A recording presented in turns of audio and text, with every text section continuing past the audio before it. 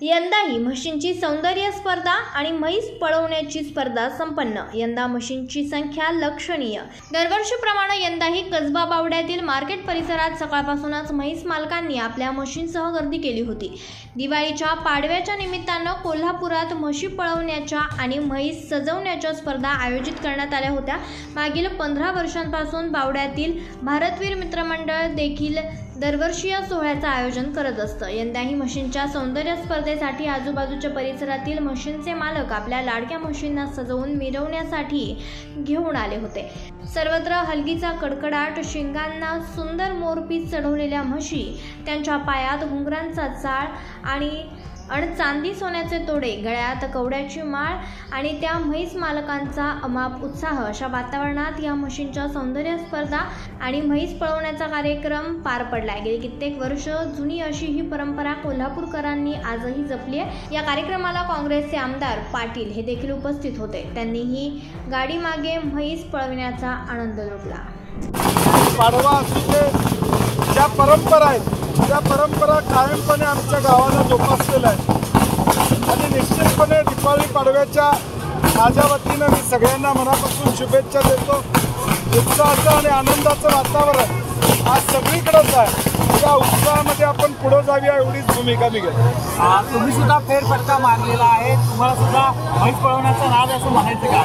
नाही, नक्कीच पूर्वी बैलगाडीच्या शर्तीत मी भाग घ्यायचो, परंतु कॉलेजच्या जीवनामध्ये त्या सगळ्या गोष्टी होत्या आणि पुन्हा एकदा असं करायला मिळतं याचा आनंद निश्चितपणे आहे।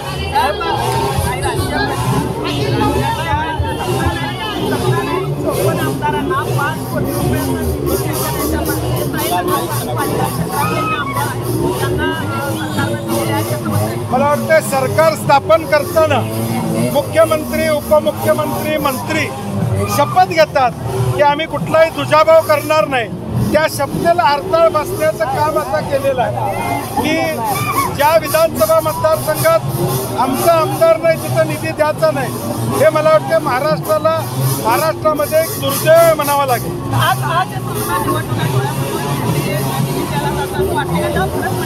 निवडणुका डोळ्यासमोर काही केलं तरी शेवटी गेल्या 10 महिन्यातला कारभार, धुळायुक्त रस्ते सगळ्या शहरांमध्ये, शेतकऱ्यांना नुकसान भरपाई मिळालेली नाही, बेरोजगारी वाढलेली आहे, महाराष्ट्रातलं वातावरण अशांत करण्याचा प्रयत्न झालेला आहे। त्यामुळे या सगळ्या गोष्टी असे पैसे देऊन मतं या ठिकाणी मिळणार नाही। खरं तर स्थानिक स्वराज्य संस्थेच्या निवडणुकीमध्ये मनसे आणि शिवसेनेसोबत देखील जायची कार्यकर्त्यांची इच्छा नाही असं आई जगताप म्हटलेलं आहे।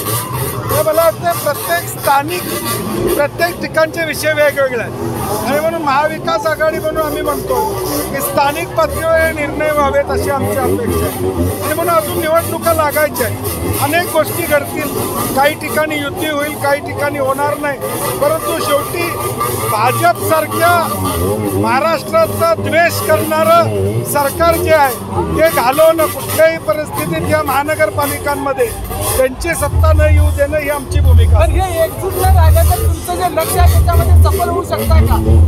महाविकास आघाडी एकत्र राहिली नाही तर तुमचं लक्ष तसं नाही, शेवटी महायुतीत पण गटतट आहेत। आता अजित पवार राष्ट्रवादीची भूमिका काय आहे हे सगळं आपण बघतोय। त्यामुळे मी म्हणलं तसं महाविकास आघाडीमध्ये सुद्धा अनेक ठिकाणी आमची आघाडी होईल, काही ठिकाणी होणार नाही। पुढं pre poll alliance, post pole alliance अशा दोन्ही गोष्टी होऊ शकतात। मनसेबद्दल काय मुंबईत नेमकी भूमिका आहे? मला वाटतं अधिकृत अजून वरच्या लेवलवर चर्चा सुरू आहे, मीच बोलणं संयुक्तिक राहणार। महाविकास आघाडी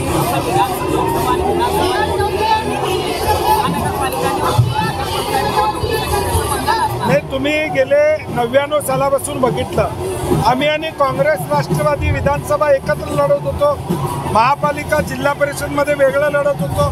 त्यामुळं स्थानिक स्वराज्य संस्थेची समीकरणं वेगळी असतात। त्यामुळं मी म्हटलं तसं काही ठिकाणी आघाडी होईल, काही ठिकाणी होणार नाही।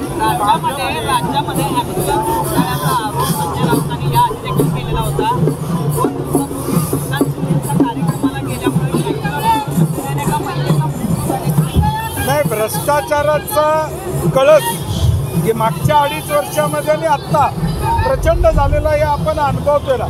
म्हणजे प्रत्येक गोष्टीत शक्तीपीठचा रस्ता असू दे किंवा ॲम्ब्युलन्स खरेदी असू दे, औषध खरेदी असू दे, सगळीकडे भ्रष्टाचार चालू आहे. मुंबईमध्ये SRAचे प्रोजेक्ट एकाच माणसाला देण्याचा उद्योग असू दे.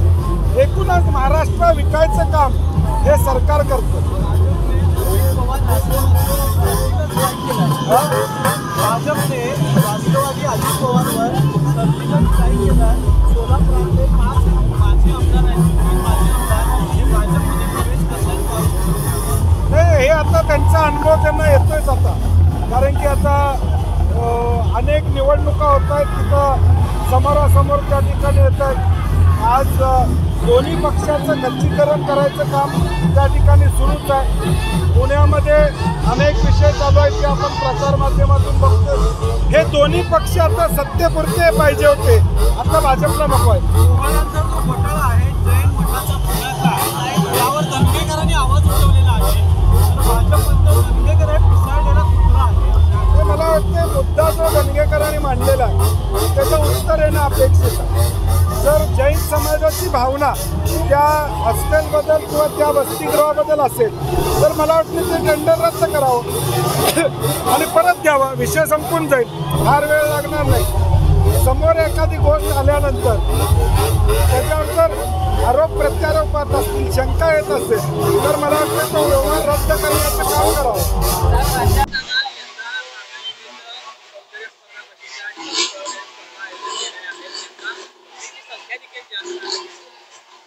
दरवर्षीप्रमाणे भारतीय मित्र मंडळाच्या वतीनं यावर्षी दिवाळी पाडव्याचं 15 वर्ष आहे. दरवर्षी आम्ही दिवाळी पाडवा हा सण आम्ही म्हैशींच्या बाबतीत जोरात साजरा करत असतो. जसं आपण दिवाळी आपल्या बाबतीत साजरी करतो की दिवाळीला आपण सकाळी लवकर उठून आंघोळ बिंघोळ करून गरम पाण्याने तेल बिया उठणे लावून जसं आपण आपल्याला जसं सजवत असतो तसंच पाडव्या दिवशी आम्ही म्हैशींना सकाळी लवकर आंघोळ तेल घालून गरम पाण्याने आंघोळ तेल घालून त्या दिवशी त्यांना सगळं अलंकार विभूषित करून आम्ही आज पाडव्यानिमित्त त्यांना विविध प्रकारच्या कार्यक्रमांनी सजावट करत असतो. ज्या पद्धतीने आम्ही हा कार्यक्रम आयोजित करतो दरवर्षी त्या पद्धतीने म्हैसारिक सुद्धा यामध्ये खूप मोठ्या प्रमाणात खुश झालेले आहेत आणि दरवर्षी यांची संख्या म्हणजे सतत वाढत चालली आहे. आम्ही नेहमीच जनावरांना आमच्या प्रती जे आमचं प्रेम जनावरांच्या प्रती दोघांचं प्रेम जे एकामेकावर असतं तेच आम्ही या कार्यक्रमाच्या माध्यमातून दाखवायचा प्रयत्न करत असतो. लोकनायक न्यूज